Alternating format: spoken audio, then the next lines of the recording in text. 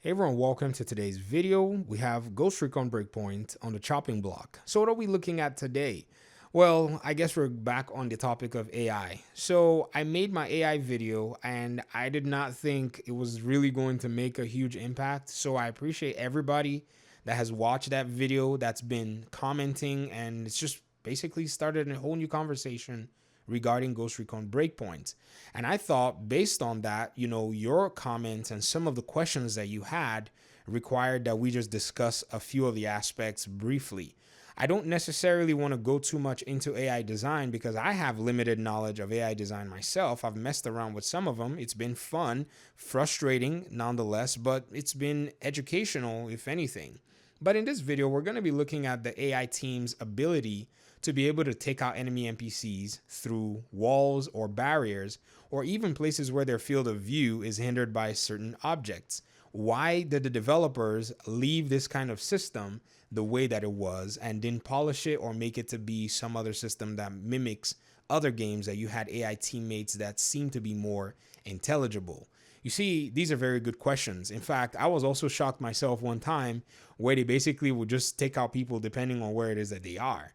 I think this is one of those things where, as a community of gamers, we can nitpick this aspect of it, or we can say to ourselves, how could it have been done better? And I think this video is going to be that question to everybody who is thinking about this. Like, why would they be able to shoot enemy NPCs even in places where it's kind of almost impossible to be able to take out the NPCs from? And, I think the answer is probably going to be something along the lines of, what would be the better solution in terms of doing this that's going to at least make it not seem outlandish? And at the end of the day, you're going to find out that even you as yourself, as somebody who's looking at this particular, I would say, situation or problem, if you consider it a problem, you're going to come up with the same thing as, we only can suggest what we think will work. Not until we throw it into the game do we necessarily get to see how it all comes, into fruition. So first things first, AI teammates were stitched onto this game. I read a comment as well. Somebody said it just seemed like they copy pasted the AI from Ghost Recon, Wildlands into this game. And I said, that's actually the highest likelihood. Now, I'm not saying they didn't do that. In fact, I'm quite certain that they probably used a lot of the basic mechanics and even some of the code and everything that they used in Wildlands to put some of the AI in breakpoints. There's nothing wrong with that, by the way. From a game development perspective, it is the ideal thing to do that you actually reuse code that already works. Why? If you go rewrite the code or rebuild the structures, you might break something, and then you bring out a game that people are just expecting to flow like your past game, and they're more frustrated because your new game sucks worse than your past game. So reuse code, reuse assets, reuse animations. Those are things people already are used to and they like, and it's easy to just basically present those things to them. To the topic of discussion nonetheless. So I think for them though, in terms of stitching this into the game, they must have had some challenges that they had to deal with. You see, Ghost Recon Wildlands was somewhat different. They built it in Bolivia. The world was different. The structures were different. The way you approach missions were different.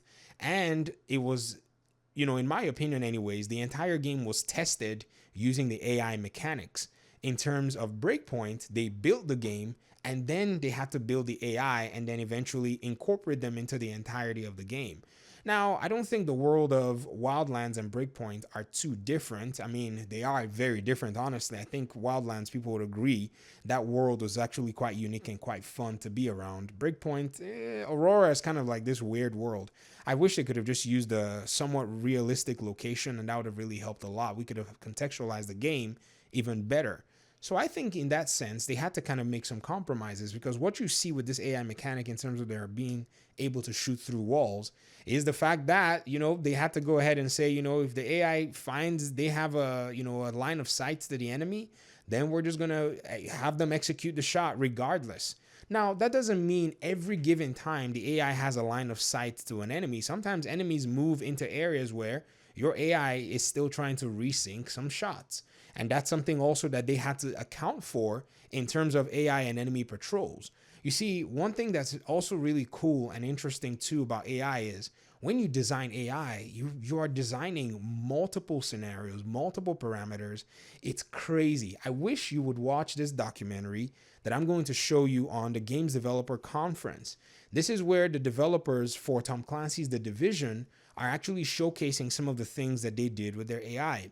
It's a few minutes long, but it's actually worth your watch because you're going to see that the way they designed the AI in the Division was based on different events and situations. So they designed the situations and then they designed the AI to respond to those situations. Very cool, very complex thing to do. Now, in terms of the way you learn basic AI in Unreal Engine, like I've been learning, what you do is you actually just create the AI in very basic senses, or say, I want you to be doing this task. And then when one scenario changes, I want you then to go do these other set of tasks. Whereas when you have these teams that have AI designers and AI programmers, they come up with hundreds and hundreds of possible scenarios with hundreds and hundreds of different parameters that they then deal with the AI, and then eventually pick what they want. And perhaps maybe 3, 4, 5 dozen of these different situations will make it into the game. That's why these games take 4, 5, 6 years to make, because you're fine tuning all of these different scenarios and different situations that the AI is going to work in. So think about it. You've designed this game already. You have all of these structures. You bring the AI team into the game and they have to execute their job. They cannot keep resyncing and trying to find enemies over and over again. They have to, at some point, make the game playable and make the game enjoyable for you, who is the player. You came to play a video game. You didn't come here to wait for AI to figure out what the heck that they're trying to do. So the AI can locate the enemy, sync their shots in a decent amount of time, and just execute it for the fun and the convenience of what a video game is. That's what a video game is. It's a convenience. I know sometimes we're caught up in the sense of we want the game to have this realistic feel, but that's not how video games will ever work. Video games have to have the side of just the fun part, or just the things that you have to laugh at and say, well, it's just a game.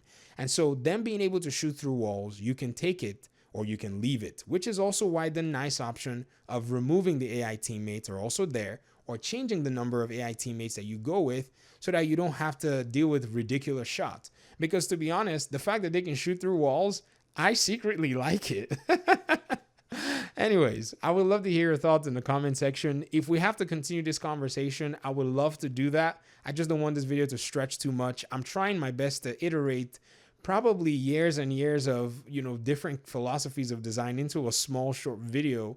But man, this is something for the Discord conversations. I'm talking the 3-4 hour conversations where we can just break down and look at different iterations of AI and kind of see what scenarios and what situations those AI teammates or AI partners or whatever, what situations they shine in.